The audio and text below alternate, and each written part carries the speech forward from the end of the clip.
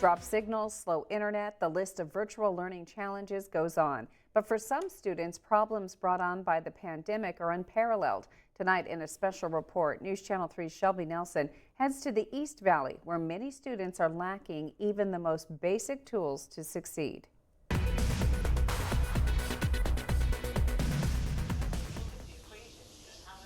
A typical morning for the Nazario family at their thermal home. 4 of 6 kids sprawled out, attentively glued to their school lessons. But every so often, screens turn black, or they're fighting to get back into class after the signal drops. They pretty much get kicked out, and so they kind of get frustrated, which, you know, I see it on their faces, and I'm just like, I'm sorry, like, what can I do? Liliana Nazario is the oldest. The UC Santa Cruz pre-med student is staying home for virtual learning like the rest of her siblings. I don't know a lot of technology, but, you know, I tried helping them just by maybe if I have some signal on my phone, just letting them borrow my phone. I'm basically the only one who gets connected just to the house internet. She and her brother, both college students, working to help any way they can. The youngest 4 attend the Coachella Valley Unified School District, each with their own iPad and hotspot. But sometimes it's just not enough. Parents Jose and Maria are active in their children's education. At times, Jose says teachers will call him, telling him his kids are falling behind. I tell them to see what they can do to get better, taking classes or do extra work before the end of the cycle. I've heard from, like, by attending some of the parent meetings that I attend with my dad, you know, how like some other families are struggling. The Nazario family isn't alone. They're among dozens of others across the eastern Coachella Valley bearing the academic perils of the pandemic. This is one of 20 different buses deployed out to the eastern Coachella Valley, and that spans out all the way to the Salton Sea. Now, these buses help transmit Wi-Fi signals to hard-to-reach areas, and the schedules change every week based on student needs.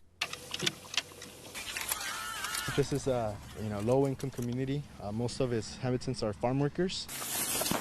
The area itself is what presents the biggest challenge. The most recent numbers from the state census in 2019 highlighted the staggering median incomes. Among those, nearly 50% of families in Oasis were living in poverty. We're falling behind, right? We're falling behind in the education. Adonis Galarza Toledo is the youngest member serving on the Board of Education at CVUSD. The 24-year-old Oasis native says the biggest issue is the lack of infrastructure. Wi-Fi is not a luxury no more. It's a necessity. In November, the board approved the installment of 6 private LTE network towers funded by Federal CARE Act dollars. They'll be set up at different schools within the district to reach roughly 900 families. And though it's a start, those towers likely won't be fully operating until the end of this school year. There isn't a single person today that does not make use of the internet for anything that we need to do. 56th District Assemblyman Eduardo Garcia is a member of the state's Closing the Digital Divide Task Force. The group recently introduced a series of bills to bridge the gap for disadvantaged communities. Some of the proposals that are in front of us are not just about building infrastructure for those that don't have service, but for those who do have service, increasing capacity, speed, making sure that when you're at a particular place, if you've got 4 or 5 people logged on to a service, that they can actually receive efficient, and effective service. One major goal, making high-speed broadband service available at affordable rates, and at a time when having access to the internet has never been so important. Working with the school districts is really what we need to be doing, including our families and our children, in order to make sure that they don't lose any opportunities during this distance learning from home. In Thermal, Shelby Nelson, News Channel 3.